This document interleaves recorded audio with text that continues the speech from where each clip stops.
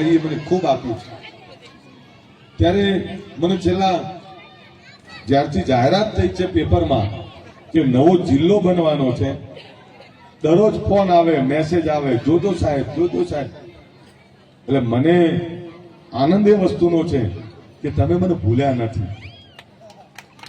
નથી, અને તમને અપેક્ષા અને ભરોસો છે કે આપણા માટે આગળ લડશે ને બેઠો છે.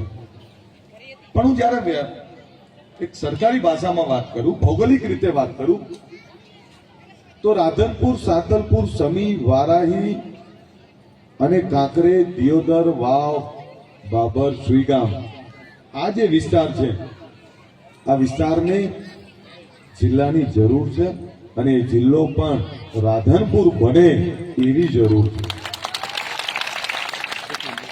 એટલે મારી તો સરકારને વિનંતી છે કે રાધનપુર જિલ્લો બને અને રાધનપુર થકી આખા વિસ્તારની કાયાપલટ થાય એવી સરકાર જોડે વિનંતી છે. સરકારે બહુ ગંભીરતાથી યાદ કર્યું છે કે રાધનપુર, વિરંગામ, વડનગર આ જિલ્લાઓ બને એના માટે પેપરોના માધ્યમથી મેં જાણ્યું છે.